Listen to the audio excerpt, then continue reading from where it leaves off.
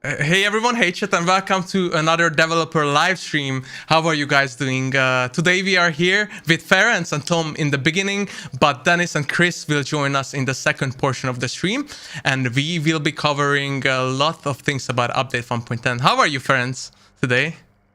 Thanks, fine, and thank you for having me for the first time on these live streams. Yeah, we really hope you're not too nervous for the very first time. No. And Tom, you've been here multiple times. Hey again. How are you doing today? I'm back. Hello. Welcome back, the cat devs. Yeah. Hopefully your cat will show up in the background. Before we start, we are kind of taking a different approach this stream than before. So we will mainly focus on the highlights of things and the biggest changes, and you will be able to find the details in the patch notes, in the test servers when those are coming up, as well as on social media. So please let us know after the stream how you like this new format and what you think of this one. But I think without further ado, we can also dive into it and start talking about everything. But before that, obviously, Serpent Moon ended today at 4 p.m. CST. And Ferenc, could you tell us like some stats from the event? Yeah, I mean, I think everyone is really aware of that this has been so far our longest live event, and as such, and you can see by the numbers, by the snake dens looted and the set snake sacrifice, basically the total event points. I mean, competition was fierce, and so we had over 5 billion event points in total. And thanks for everyone for playing the game and really appreciating the content. Yes, couldn't have been the same without you. So that's a lot of snakes, and indeed a lot of points. So again, thank you for the whole community for participating, and yeah, we'll have more stuff coming up in the future, so we'll let you know on a later point. But it's time to talk about this update, which is update 1.10, and first with the level design changes. So Tom, let's see the highlights of the level design changes in this update. What's new? Right. So we're starting off with Stillwater Bayou. There's two changes here that I wanted to highlight and show here that the team's been working on. The first one is going to be Alice Farm, mainly this river that we all know and love. And there's a little island now that you can see in the screenshot that is blocking the sideline there a little bit and gives you another option for maybe a quicker rotation to the other side. That's just something we thought would be nice with more often than not having issues maybe crossing this river there, and it's just, yeah, another option. Yeah, it will be much easier to cross because like it was always a problem or sometimes a problem when the team's sitting on the other side, so I think this is great. And we also have something from Darrow Livestock. There's one change that I'm really excited about, is mainly about this little side building here, this little barn you see. So we've given a bit more meaning to this building now with the roof access into that building from the roof. So you don't have to go down to get in. You can also drop down from the roof onto these hay bales that are now connected with the main boss pit. So let's say you're on the roof, you make a good kill, you can actually act on it now. You can jump down, jump over, do a little bit of a parkour, you know, and it's a good way to really quickly get into the boss pit now. Yeah, and we actually obviously have more changes for Stillwater Bayou as well. We actually have a quite extensive list for all the maps, so make sure you will read the update notes when they are live for this update. But let's look at some of the highlights from Lawson Delta, starting with Ironworks. Yeah, starting with the smaller one first, but I don't know how you guys feel about it, but it's been bugging us a bit that these two roofs aren't connected, so we changed it. They're connected now. You can basically now have a much easier time to rotate from this side building if you're using the roof onto the main building, and make use of all the cool also new little holes, you know, that are now partly open, and just maybe give you more options when playing around that compound. So it's a bit of a smaller thing, but the next one is therefore a bit of a bigger rework. Yeah, which is Nick's prison. So let's look at prison. Yeah. So first screenshot, you'll see we've added a bit more of the balconies outside to connect the two wings. So you don't have only that way through this middle tower. You have a bit more options to rotate and circle around. Yeah, and we wanted to, as a side note, mention that the barrels are just like all the possible spawn, and like it won't be like all three at the same time. As a side note, They just spawn anchors. yes.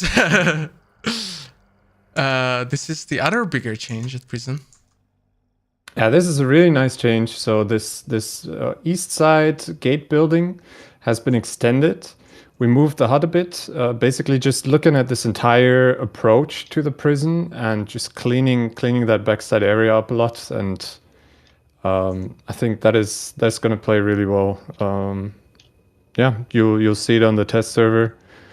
And the next change is going to show a little peek of what we also did inside the prison. There's a lot of improvements to readability. If you pay attention to the staircase in this before and after, we closed a lot of these staircases, denoise everything a little bit, make sure it's more readable what is accessible and what isn't, just so that you have cleaner corridors, cleaner corners, and just overall a bit more readability inside the prison as well. That's awesome, and there's obviously more changes to the prison even that we haven't shown, so please explore them on the test servers, and there's a lot of new stuff to explore, so I've seen them all, so really cool stuff. And let's talk about the new spawn points as well, Tom. We've added new spawn points, and we're not gonna go through all of that here. We want to keep it to the highlights, but we've added new spawn points like we did with Dizal already for the last patch. We did the same. We gave the same treatment now to Lawson Delta and Stillwater Bayou. To look at my cheat sheet actually. So we gave that same treatment and added new spawn points. You'll see them. We don't want to spoil that here. And also on Dizal, we've had mainly readability improvements for a lot of the compounds. There's going to be a very extensive list of things that we patched and reworked in the patch notes to come soon. And but those were the highlights for sure. Yeah, it's going to be fun to just like spawn into a new spawn point anyway. So it's we didn't want to spoil everything for that, but there's new spawn points in the other maps as well now. And thank you, Tom, for the quick overview. Again, please refer back to the patch notes. I think there's actually like a very long list of all kinds of changes for level design.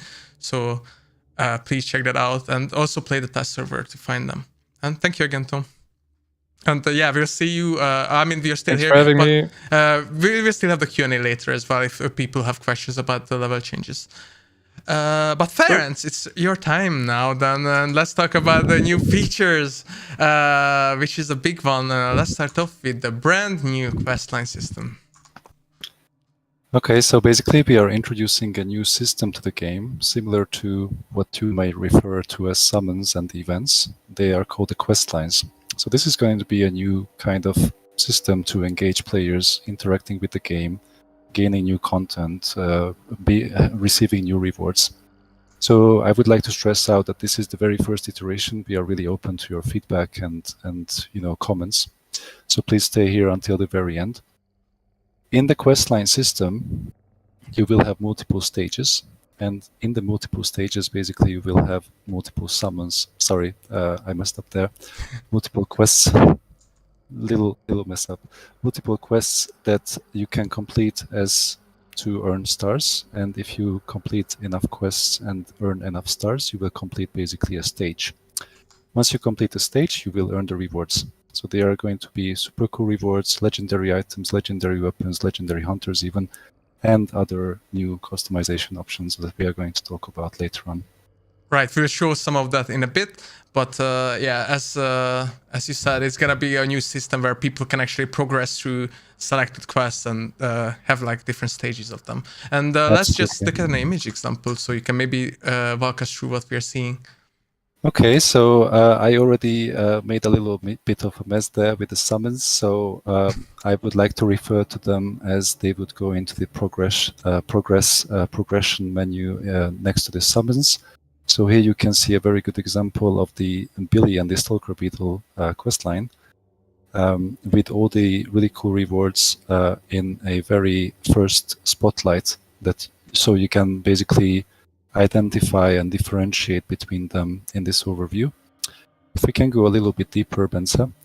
So here is a very first overview on the deeper level.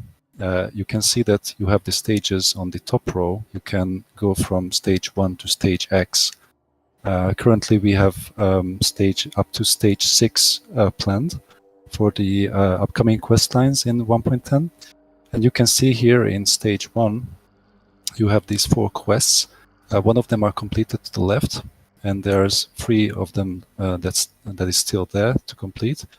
You can see that basically, if you're curious about it, we made the deliberate decision that we don't want to force players to be either PvE or PvP specific to have to do all the quests in a stage.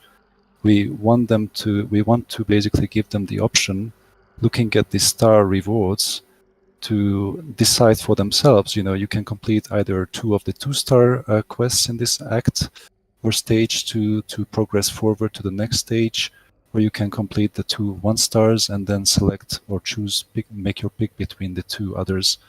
So it's really straightforward. And once you complete again a stage, you claim the rewards, the main rewards for that stage, and you advance to the next one until you complete the whole quest line. Yeah, we can also see that you actually get smaller rewards as well for each completion, yes. like for the summon.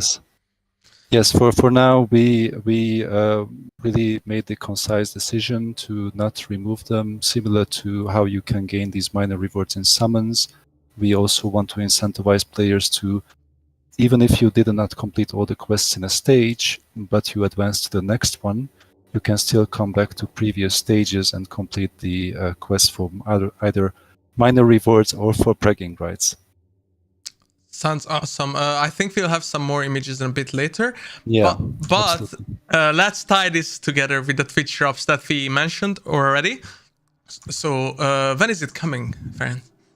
So we are going to have a new Twitch drop starting with the 12th of October and going until the 20th. And this is going to be a really interesting Twitch drop in the regards that you will not only gain very cool legendary hunter and items from watching streamers or Hunt Showdown Twitch category streams, but you will also gain basically one of the quest lines out of the 2 that we planned to release with 1.10.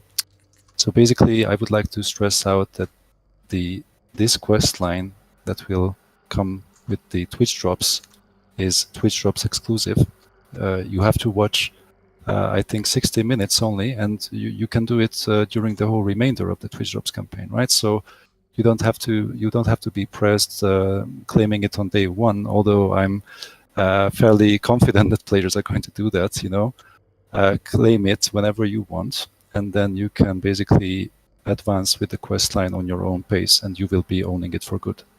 Right. We forgot to mention that you will be able to link your accounts at the Hunt Showdown website /Twitch drops. This is not currently working yet, but please follow us on social media, and obviously we'll announce it when you can do the new linking process, but the link will stay the same, so you can already save it and bookmark it. And yeah, as Ferenc mentioned, you will get legendary rewards like in previous patch drop, but an exclusive quest line as well, where you can even earn more rewards. And let's look at those here. All right, so someone's coming back to the game.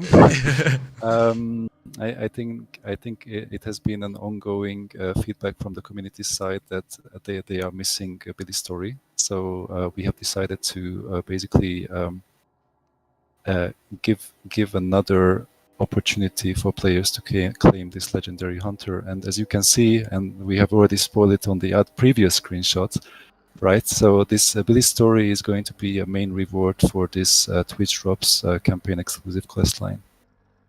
So once you watch the TDC and you claim the quest line, you can have the quest line for good.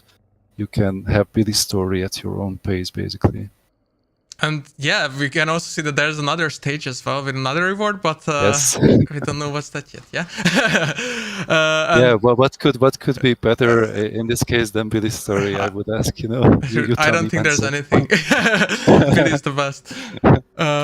But yeah, we also have like another image on all the rewards. As you already mentioned, if players watch since the first day, for 60 minutes, you will be able to unlock this exclusive quest line within the game, which will lead you to unlocking Billy's story and actually other cool rewards as well. And we do have regular drops on the other days where you can unlock these 3 rewards that you see on the image, including a new legendary hunter as well. And the Twitch drops are actually available to every streamer, but the hand crossbow will be a partner exclusive. Everything else will be for everyone. Yeah, I would also like to stress out that I think, correct me if I'm wrong, Benza, but this is our very first legendary poison bomb variant, no? I think so, indeed, yes. Yeah. It's really cool looking too, yeah. Yeah, so it's always good when consumables get a little bit of loving, right? Yeah, definitely. And the hunter is super cool too. So you can actually get 2 hunters from the Twitch drops, which is amazing. And we know that a lot of new older players actually that already had Billy, they were like, oh, we're not getting any hunter this time, but you actually do. So just tune in again from between the 12th and 20th of October. And then we have one more topic that's a new feature coming with this update. What is that, Ferenc? Yeah, I think I think we did a little bit of spoiling, like what could be on that 6th stage or 6th act of that quest line. And so we are introducing a new customization option for weapons in our game. This is going to be purely cosmetic, so there's not going to be any gameplay-related impact or influence coming from weapon charms. They will be attachable to all weapons, basically, in the game, both normal and legendary. And we are only releasing, basically, the sneak peek with 1.10. They are going to be tied to the quest lines. That much I can tell you, and more information are going to come soon. Please follow us on our social media channels. If you have any questions regarding not only the weapon charms, but the quest lines or the Twitch drops campaign, stay for the Q&A. We are welcome to you are welcome to pose your concerns or feedback or comments, and we're going to try to answer all of them. Yeah, I can say that the charms look absolutely amazing, actually. So we can't wait to actually show you, but we wanted to tease you a bit. And yeah, make sure to follow us on socials, as Ferenc mentioned, and maybe you'll get the sneak peek of them really soon. But they are really amazing. And yeah, I think that was our first segment about the new features and as well as the level changes. So Ferenc, Tom, thank you. And we are going to be switching to the lovely Dennis and Chris to talk about all the gameplay related changes. So thank you guys. Please stay there behind your cameras because we'll be back with a Q&A section at the end. All right, see you in a bit. See you guys. Thank you. And while Dennis and Chris appears, hey guys. Hey ho, how's it going? How are you guys doing? Oh, I've been to. very excited Hey, to everyone. talk about all the new stuff. Hey Chris as well. Yeah, so why don't we just dive into it and talk about what we are going to be revealing today. The very first thing will be the Stalker Beetle, which you guys may have seen here and there if you kept an eye out. We will also be talking about some gameplay changes, some hunter related changes, and some progression changes are coming in this update too. But without further ado, Chris and Dennis, yeah, let's just do this. Let's go into the Stalker Beetle. All right, so like the Stalker Beetle is something new that we've been cooking up and we're kind of hinting at in some of the past streams, some of the past messages we've been giving out over the last half a year. It's like a new tactical option for the player, like something for like scouting, harassing, creating diversions, breaking stalemates, and it fits kind of right in with all the other stuff that we already have given to the player's toolbox, kind of in a way, like the options that they have. So yeah, as you said, without further ado, maybe let's give Chris a chance to kind of like show what the Stalker Beetle is all about, and what him and the team have been cooking up there, because it's amazing. Absolutely. Super happy to finally reveal this because it's a completely new thing for Hunt, and it will touch a lot of areas that suddenly people will have new things to learn in, and remember to take care of new things, new angles to watch out for, and so on. This is why we're super excited about this one. So just briefly, yes, it is a player-controlled flying entity thing. It's an insect in the lore of Hunt that you connect to via your dark powers, right? Your dark side. It is a consumable, as you can read on the screen here, so you can buy it in the store, but you can also find it in the world. The cocoon that is mentioned here is a new possibility for you to retrieve it in the world. We won't go into too much detail. We want you to explore it and find them and experience it firsthand. But it's hard to miss. So have fun with that one. And I think we will jump right into the technical video, right? Because we could talk about this for hours, Yes. which we won't do.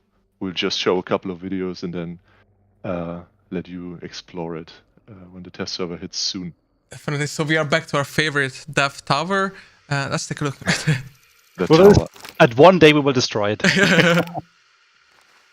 But this one is kind of new because you can see the other side of the tower.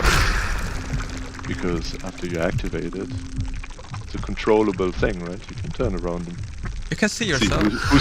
who's been harassing the tower all along. And this is an important part we can mention because, we're showing it. You can reuse it if you're careful with it and you don't lose it, and there's various ways of losing it. You can pick it up again. Okay, let's just take another look.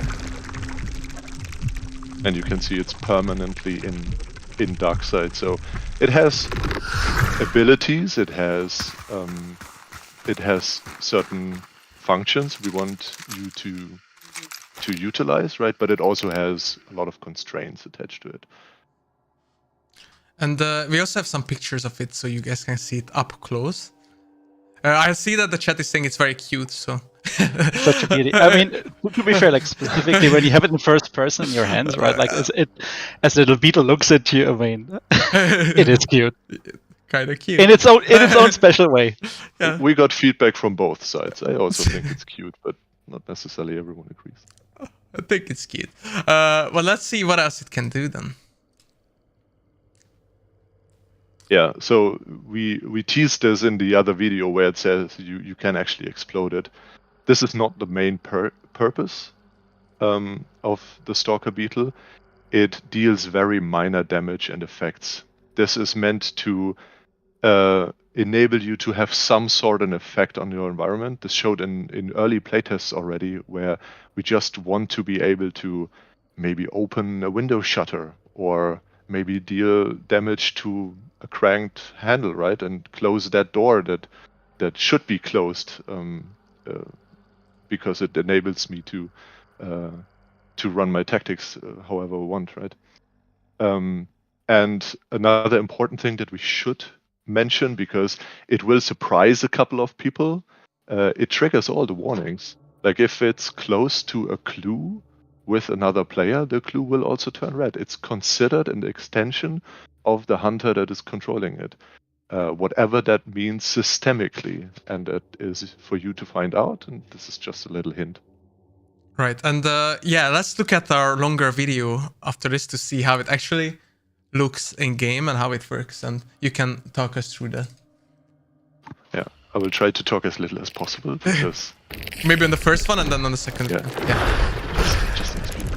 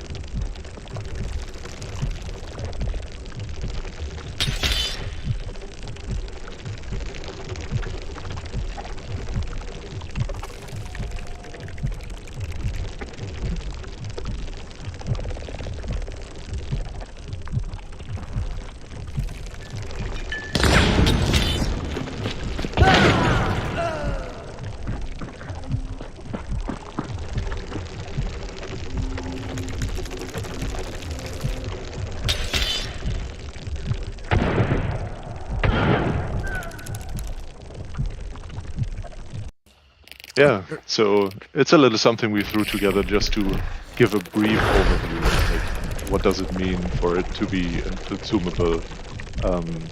What is roughly the view distance and the range you can use it in, right? And we won't, as said, we won't go into much more detail. What we will cover is, for example, you can already tell Vigilant is running on that thing, right? Hunter has Vigilant, the drone, the Stalker Beetle also has Vigilant. It might be a good idea when the test server drops to look at all the dark side related traits and read the descriptions. Not all of them will work, but some of them. Right, and obviously chat already spotted that you can ping with the Stalker Beetle as well.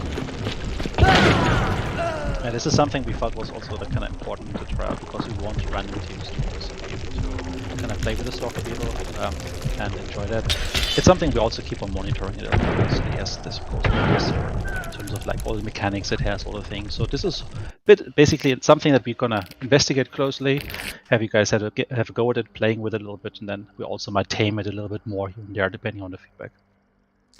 And we do have another video as well from the third person view, just so people can see it from the outside as well. And first we won't talk, so you can listen to it.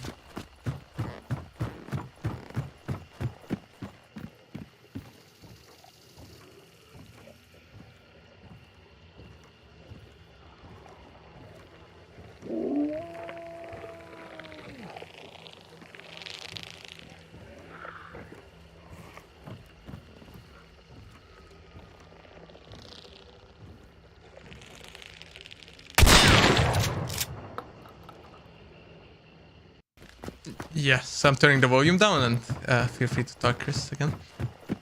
Yeah, we just wanted to show it how it looks from the outside perspective. I mean, so you get a feel for what's the size, what's the volume. Volume is roughly, I mean, we will tweak this according to player feedback, obviously, but we're pretty confident about what we will release in first place. It's the goal is that it's audible into similar ranges as hunters, for example. If you can hear hunter sprinting, you most likely also hear the Stalker Beetle rushing towards you or away from you, because as you could see in the video, it's rather fragile, so you wouldn't have much of a problem actually disabling it. There's also various ways of disabling it or killing it, and I make a distinction here, but we won't go into detail because Hunt is a sandbox game, right? And this consumable is a new, well, I want to say tool, but in Hunt it's a consumable in your arsenal that you can use to enable yourself. Like whenever you face a challenge in Hunt, you should have the potential and the means to overcome that challenge, right? And this is just another step we're taking of making players just more give them more abilities, more options, more things they can actually work with in either direction. Right, and that's pretty much it, yeah. Yeah, that's why I think it's very good to mention to please play the test servers, especially for this one, because there's so many different use cases, so many different tactics you can do with the Stalker Beetle that you should try it out first and give us your feedback based on that. And it's also very fun to play around with it. And obviously also follow us on socials to get all the details about it, because there's actually a lot of details, a lot of other information that you will have to find out about this cute little beetle still. So please keep an eye out for that. I'm really happy how this whole feature has turned out. So we done like a lot of play testing with the Stalker Beetle, also with like some of the key people from the community. So thanks again to our playtest group, including some of the streamers, some of the other people. I think that would be a very good thing to try the test server for all of you guys. So join us whenever the test server goes online. We'll have more information about that soon. And it is really exciting. And as part of a sandbox, right, it has so many different options and variables, so we can't wait really until you guys go and really explore the details of it. Exactly. But that's about the Beetle for now. And let's talk about some of the other changes, like the gameplay changes we've added. Dennis, what are new in this update? Yeah, so we're going to talk about, first off, compact ammo for rifles. So this is something as part of our onboarding strategy a little bit, like doing some of the balancing changes that we've been kind of discussing for a while now. And one of the things we want to do is we want to ensure that specifically the compact ammo rifles, so this is specifically excluding the handguns, have a slightly higher effective range, which means a higher headshot range. So that you can kind of use some of them a bit more competitively. And it also helps to kind of bring down the long ammo meta, which we still see as being a dominant strategy in loadouts, which is okay. People can play whatever they like. But this gives like some of the players who don't play long ammo a bit more of a competitive edge. So don't expect this to go up like to 200-300 meters, right? But it's going to be sitting roughly below that a little bit. I think for the regular Winfield, we're talking about like roughly 150 meters with the new changes. So you get like 50% boost on top, roughly a bit more. And with FMJ, it can kind of go a little bit higher. So maybe time to dust off that Winfield Marksman or the Aperture and just try them out on a test server so I'll get a feeling for them. There's no other changes to the compact ammo, like so in terms of how they hit, how they damage. It's just specifically on the headshot side of things, which we refer to as effective range in the stats. We do have some changes to the explosive custom ammo for the uppercut as well. Yeah, so this is also more of a minor change. I mean, most people know that explosive uppercut ammunition isn't really a fan favorite, and that is perfectly fine. We also had to do like lots of changes to it a long time ago when it comes to making sure that explosive ammunition is not a problem, for example, on consoles where precision aim is a bit harder, and the splash damage actually gave you a bit of an advantage. So no changes to splash damage. This is just that you finally have a chance, as it is in line with, for example, the Martin Henry explosive or the Springfield explosive, that to a fraction of their normal effective range, you can also do now headshots. So in a compound, if you have that loaded in, maybe you can do that headshot now. But again, 25 meters is not a lot, so you really have to be close. But at least you do not need to like hit him 2 or 3 times in the torso in order to kill them. There is a chance for you to do that. Will that make this thing become meta? No, we don't think so. It's just a small consistency change, quality of life, just to bring it a little bit more to the foreground as an option. I barely ever face explosive uppercuts, so I think it's gonna be cool to see a bit more of those in the bio. But we still have some other gameplay changes. And yeah, then just a minor thing as well. The Pax Claw has received a similar treatment as we've been doing with the Officer Brawler, like in one of the latest updates, where we basically say now we treat this as being a knife attachment that does the same damage as a knife. It consumes a little bit more stamina still as a knife, so there's a trade-off, but you can now more reliably use this as if you were to use a knife.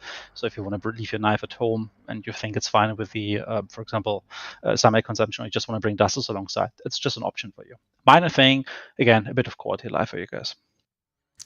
Awesome. And with the gameplay changes at least the highlights of the gameplay changes out of the way, let's talk about some of the hunter changes and the traits that changed in this update. Yes.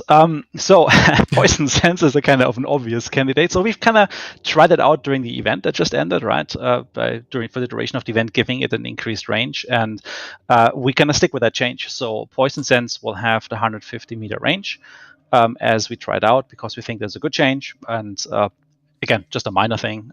Just make the whole thing feel nicer. And actually, something to try out when you're on a test server, when you have a chance to play the Stalker Beetle. Poison Sense is one of those traits that actually is also carrying over to the drone, like the view of the camera for that one. And if you are using the Stalker Beetle, you normally... let's put it the other way around. Normally, you have the issue that you don't really want to go to dark side when you're in a combat, right? So that's what made Poison Sense less attractive. Because unless the guy is really far away, you don't really want to like maybe risk losing information. With a Stalker Beetle, however, you are constantly in dark side, which means you kind of benefit a bit more passively from this and actually can use this. So just another thing to look at where we can kind of hint already at there's some synergy effects for you guys to try out. It was also really fun during Serpent Moon to finally see more Poison Sense players as well. Highlighting Ari, our US community manager, who loves that trait, so it's a great change for him. But we also changed Ghoul in this update. Yeah, so Ghoul so far on live basically means that you're kind of limited within range, and you can only do this with grunts.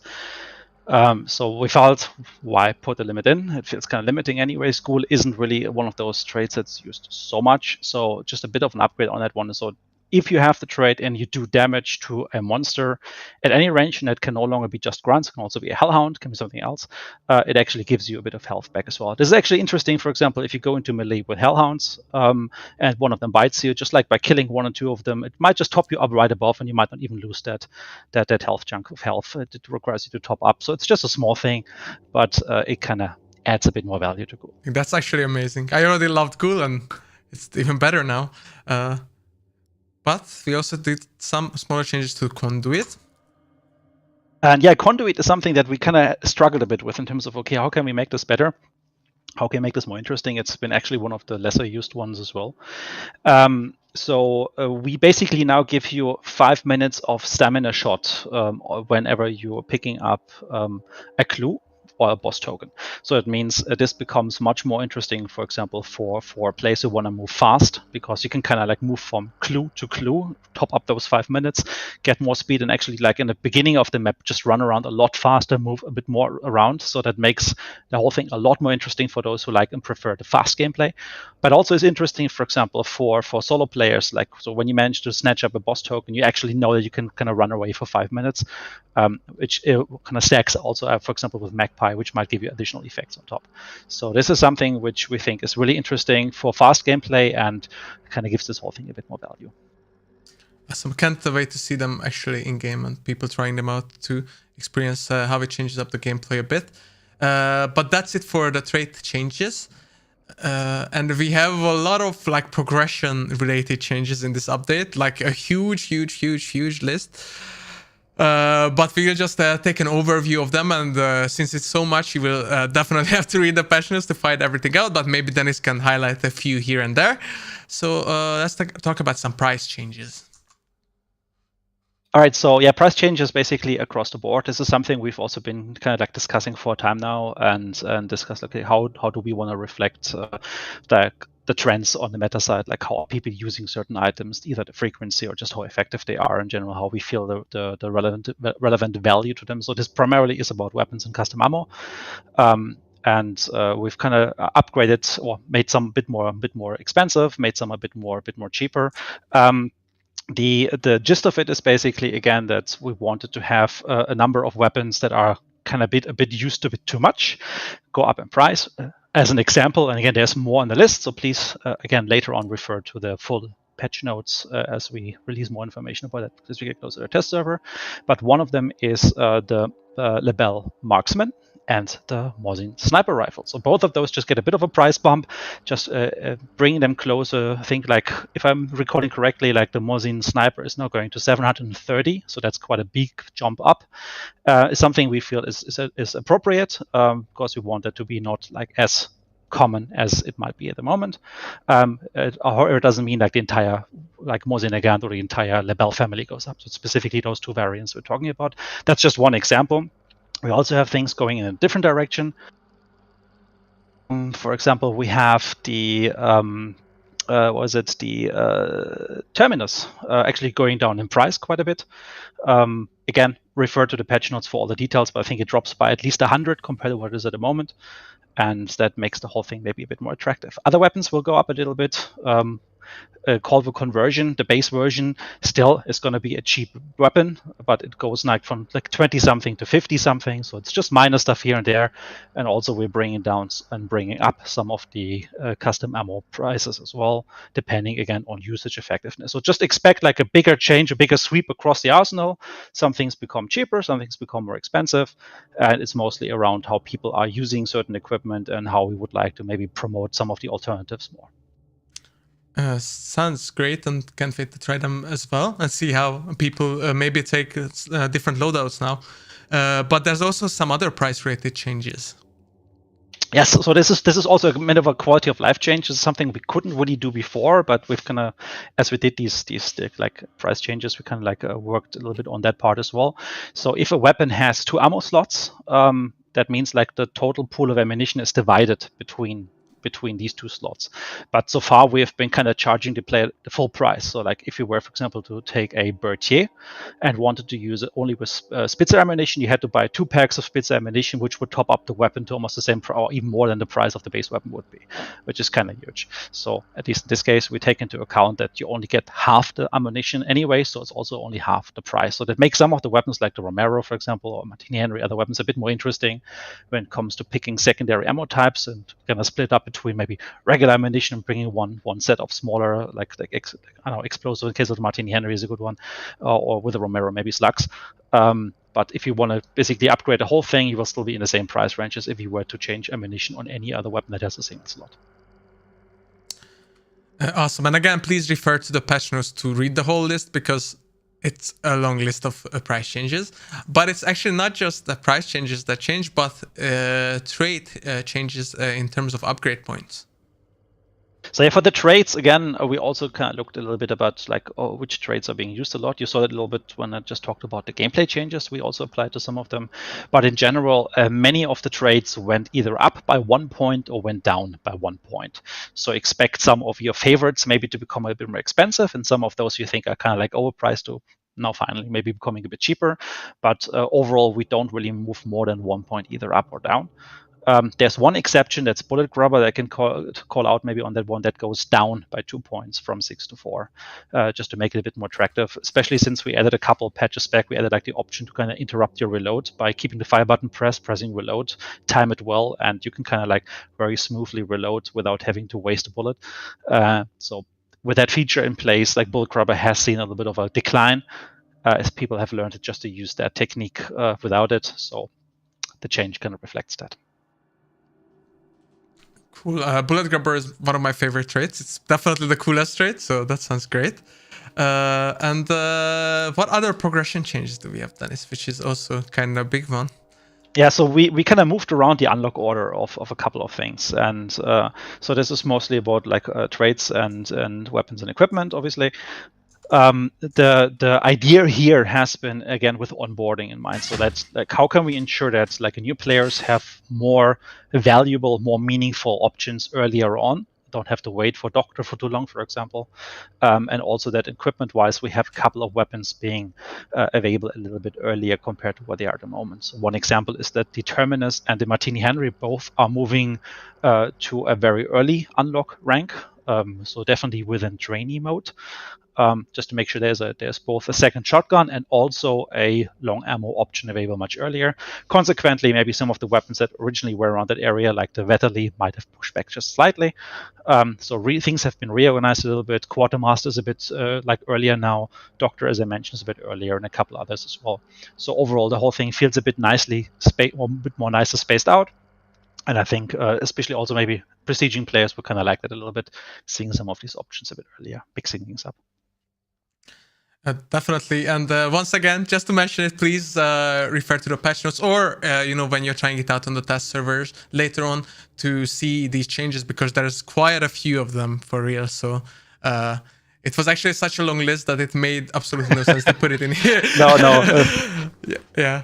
Again, like the patch notes will give you full details. Also, they will have dev notes as usual in there for some of the bigger features. So we talk about the Stalker Beetle, etc., so that you guys have a chance to just understand the reasoning about some of the decisions, etc. And yeah, again, feedback on test server then very much needed, very much appreciated, and also obviously we kind of like want to lure you a little bit on test server because we want that coverage there. So that's why we don't give away too much, because we want you guys to really find out by yourself, untainted, get it all there, and give us and share with us your first-hand experiences. Yes, definitely. But we still have some other changes to mention as a highlight for this update. So what is this? So yeah, so far in Bounty Hunts, we did not have any option to really give you any new consumables, except for when they were randomly given to you as part of the loot interactions, like either on Hunter or with the item boxes. what we've been adding now is that there are specific locations in the map where there's a chance now for some of the things you normally can't get from a toolbox to also spawn in the world. This is rare, this is not guaranteed, but we want to encourage you, for example, to try and check out the big towers a little bit more often, or the small towers even. There's also a chance to find that a little bit somewhere else, here and there, like we do with the weapons, just occasionally. But for the most part, like, check and keep an closer eye out for the towers, and you might discover one or two things around there. Yes, thank you for the little teaser for that too. And again, the patch notes will actually be extremely long when they come out around the test server. So in this case, I would really highly recommend for you guys to read it, because there's a lot of other details and other important information for you to know. And then please also jump on the test servers for us and test this update out. And that is all the main changes, at least the highlights of the changes for this update. But obviously we have a bunch of new cool legendaries to talk about as well. So let's quickly take a look at those as well. Also just the highlights for this one. First of all, we are adding a new Pax Claw, actually, a Pax Claw, since obviously there were some changes in this update, called Caldera, and it looks sweet. Yeah. This looks really awesome. Maybe a small thing I can drop about the pricing that affects the packs as well is that the base packs also has gone down slightly in pricing. So it's just 80 compared to the 100 it was before. Obviously, the Cold War packs systemically also just changes a little bit based on that. It's still a bit more expensive than the base one, but you see the packs receiving a bit of love there with the claw buff, with the price change, but also with some cool legendary skins now. Yeah, and this one looks really awesome. And we actually have a really cool video from our awesome creative services team to look at it.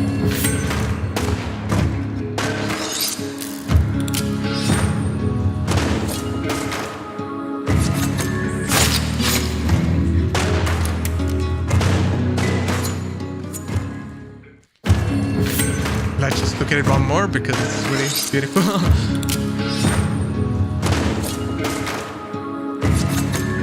Sorry for jump scaring everyone with the loud music randomly.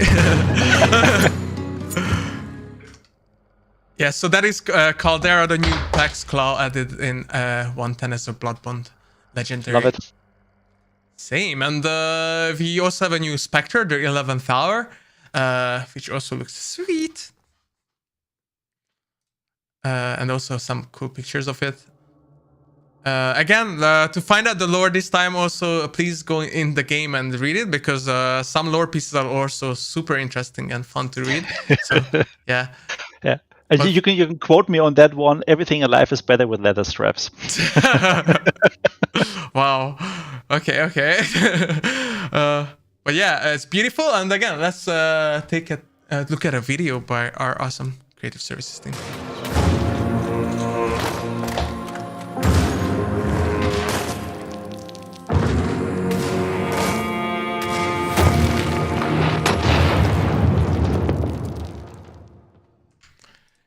Yeah, super cool. Can't wait to try it out myself. I've been playing with the Spectre way more lately, so perfect.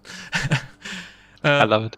Yeah, and we do have an Alamo skin, for which, if you don't know, is the new Romero variant, which is actually now available through regular progression since today, called Swamp Dredge, and it is very swampy. Really cool. Yeah, I love that one as well. Love how it's all like tied up in ropes and little. Yeah, I'm not gonna say anything about ropes and nets now. You could say the same thing about ropes, right?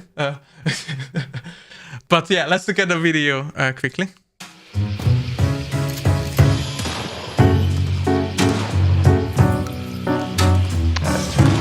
Yes.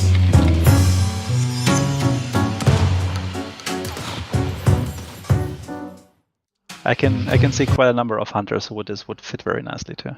Definitely, yeah. And I mean, Alamo in general is really cool and fun. So I saw a lot of people enjoying it since it came out with Serpent Moon. So it's just a brand new skin for it, which is great. But I think we actually have another Romero skin as well, but for the Talon variant. And I have no idea how to say the name. It's the Hukua. I'm sorry if it's not how it's pronounced.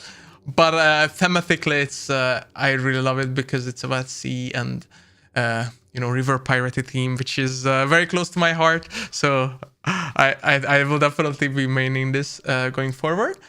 And with the latest changes we did to the talent in 1.9, right, that becomes a lot more viable as an option, because you kind of bring a combat axe with just like 2 rather than 3 strikes just for free. You always have that in the back of your head. True, but the legendary stuff is absolutely beautiful too, right? With like the golden and I love it. Yeah. I love it. And then let's take a look at it as well.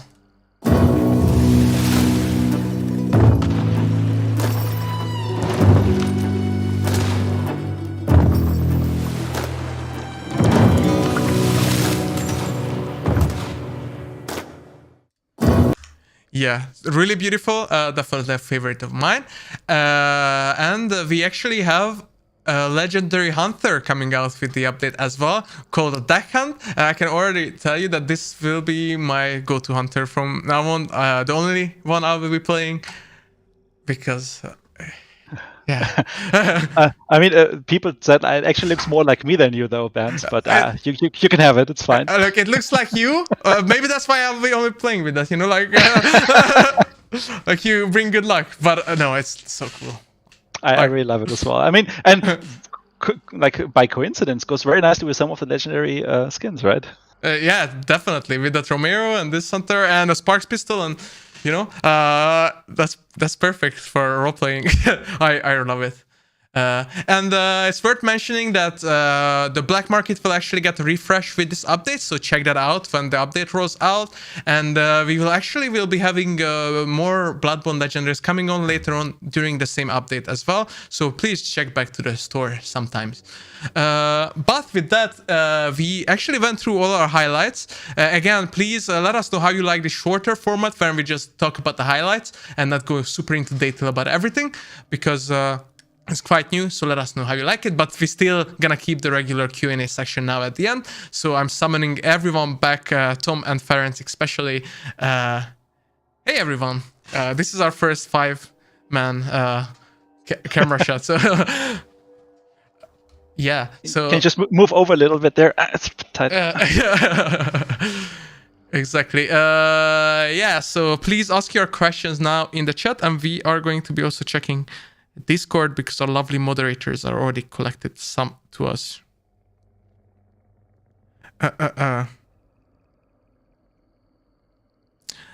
So we've seen a lot of questions asking about where the patch notes are.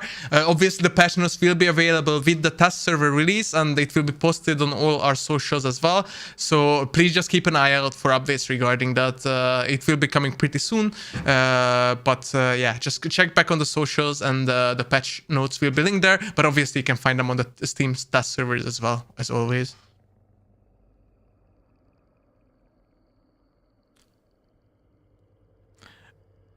If you guys see like a question you want to ask, feel free to jump in right away. Or answer, I mean, sorry. There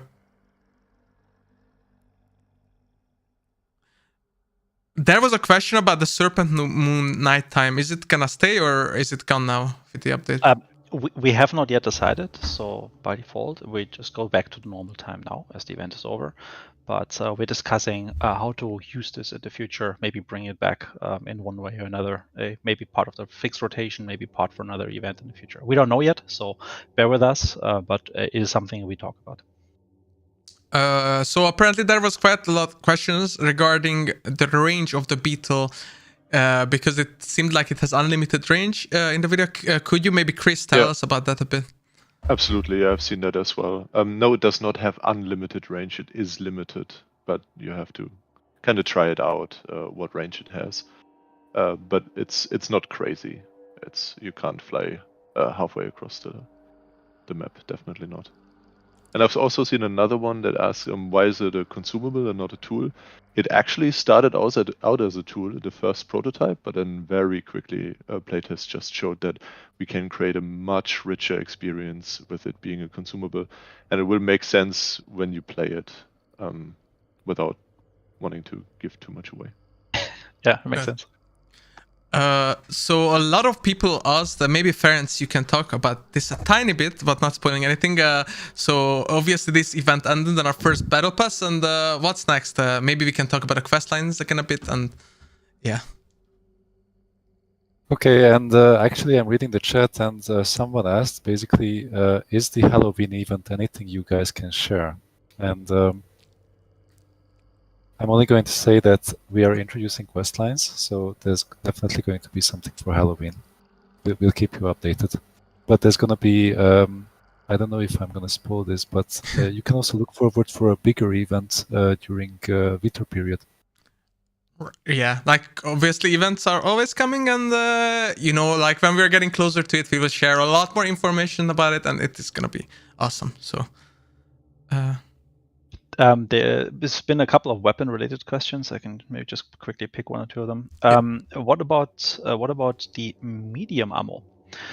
It has no place now. No, that's not correct, because medium ammo still has a better damage retention over distance. It also there's better penetration, so medium ammo still has a chance. We actually even acknowledged the point that with some of the custom ammo changes in the past, like the medium ammo, for example, for how you call it, FMJ, for example, or for Dum Dum, was kind of like not worth it anymore compared to like the cheaper upgrade that, for example, the Call Conversion would receive. So we've kind of took that into account as we did some of the pricing changes for custom ammo. So rest assured, medium ammo is still a very, very lethal and very important thing to stay in the game. It's not obsolete. And another point was regarding the unlock order. Will the choke bomb be moved to rank 1? Yes, that is correct. Oh, cool. Awesome. Actually, I've seen some questions about bug fixes and if we are fixing bugs. And of course, as with every update, we are fixing a large list of bugs. But again, that will be something that you can either find out in game that you are not facing a bug that you did before, or in the patch notes. But there will be an extensive list of bug fixes as well. And Tom, you haven't talked yet. So someone asked about the problem of teams spawning close to each other. And since we're adding new spawn points, maybe it's a good time to talk about that a bit again. Yeah, we've addressed that in the last update, actually, in 1.9, where there's now a minimum required distance between two spawn points for them to both be able to have a team at the start of the match. And since then, this change mainly affected Dizal back in the day, and since then you shouldn't have had any very problematic spawn fights anymore. If you did, you can report them. But on other maps, there's still a slight chance for you to have that spawn fight, like in Ironworks, Saltus Pork in the corner. But the chances have been reduced. We do think that spawn fights sometimes can be quite fun. We're not completely opposed to them, but it's a matter of balance. You don't want to have them every match, obviously, and you don't want to have them too close. So that's what we did.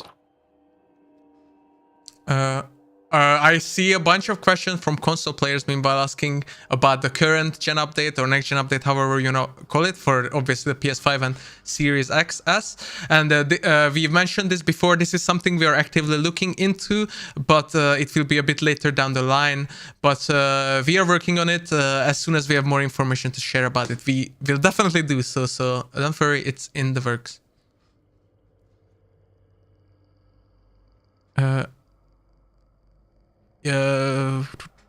There's one about Conduit, whether it adds a stem effect or whether it prolongs the stem effect, maybe that the player has from a syringe. It basically just adds on top of whatever you have already, so it stacks. So if, for example, if you didn't bring any like stamina shot or anything like that, you just fast to move from between clue to clue, or picking up the bounty shortly after you've clicked the first clue, maybe from an adjacent boss, you might still have some of the previous one left, and it just adds up a little bit more on top.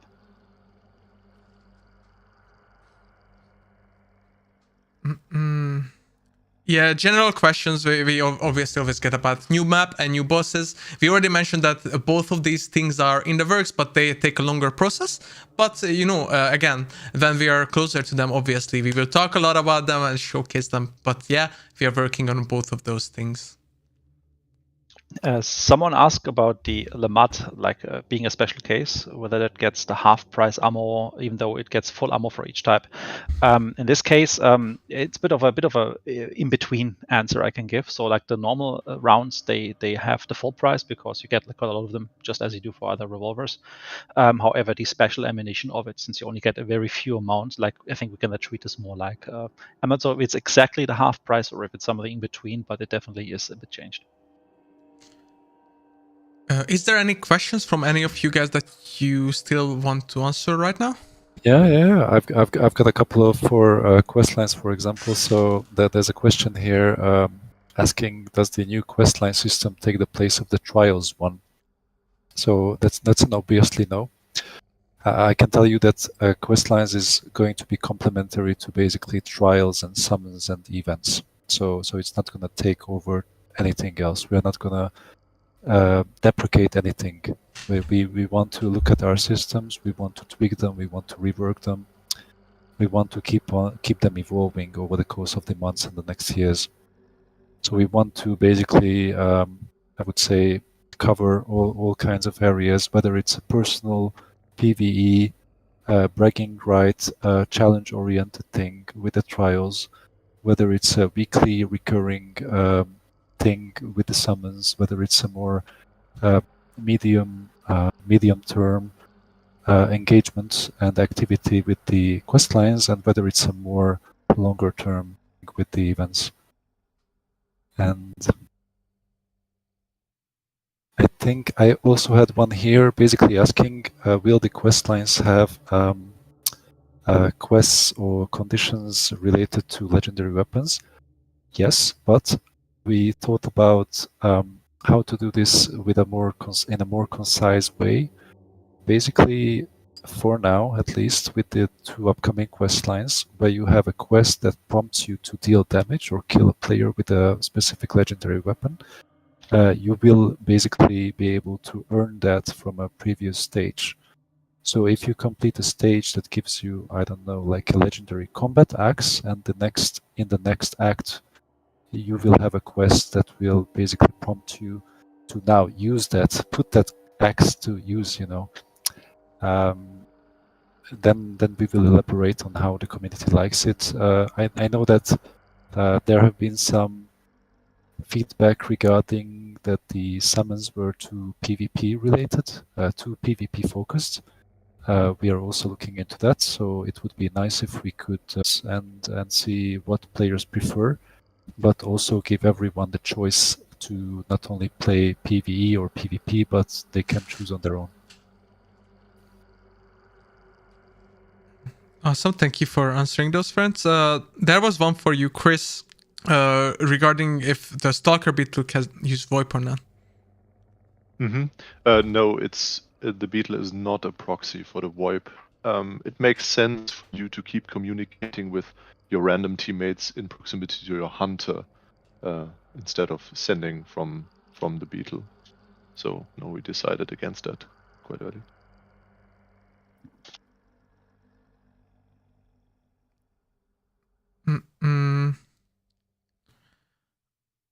Any other questions you guys see that we should answer right now? Any of you? Because I think we went through the biggest one.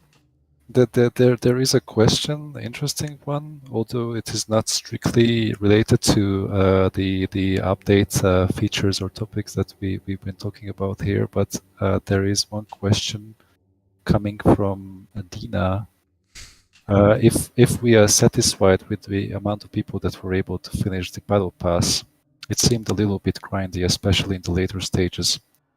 And only thing I can say to that is that we are aware of the feedback and the data that we get from all the players participating to the event, either passively or actively, and we are on doing our best, I think, to try to elaborate whether to make it less grindy or more balanced for all stages, because it is a fact, yes, that we had an incremental approach to basically the requirements for the Serpent one. So we are closely evaluating that. Thank you, friends. That's great.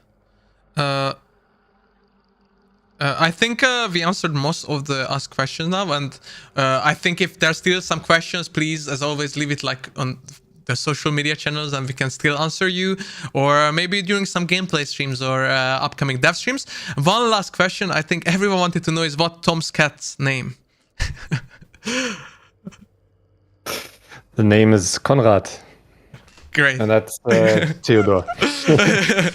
So yeah, and I think that's a great ending to this dev stream as well. Thank you everyone, Tom, Ferenc, Dennis, Chris, for joining me today and talking about the new update, and we love Konrad. He's just very hungry. I gotta get him his food. Yeah, again, thank you guys, thank you chat. See you soon in update 1.10 and the Twitch groups as well. Thank you everyone again. Keep your eyes out for updates on social regarding test server. And yeah, shout out to Tom's cats for being boss. See you guys. See everyone. Thank you guys for Have a joining again. nice evening. Ciao, Bye ciao. bye. Have a good night. Bye bye.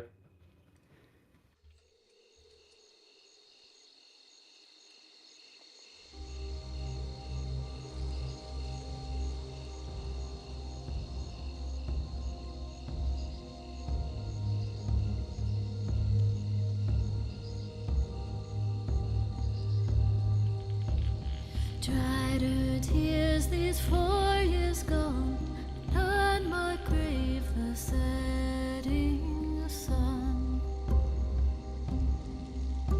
Be still, my dear, don't cry, for soon you will be at his side.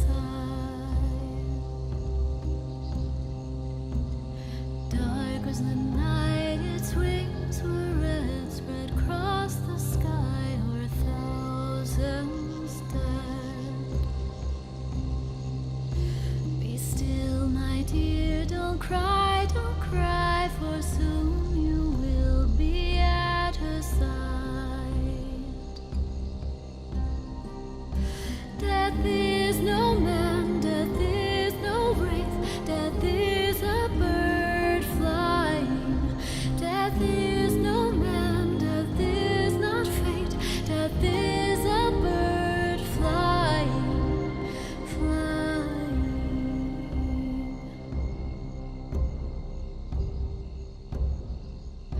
In that one night, 10,000 gone, I walked with them, we sang this song. Be still, my dear, don't cry, for soon you will be at her side. Dark was his face, shrouded in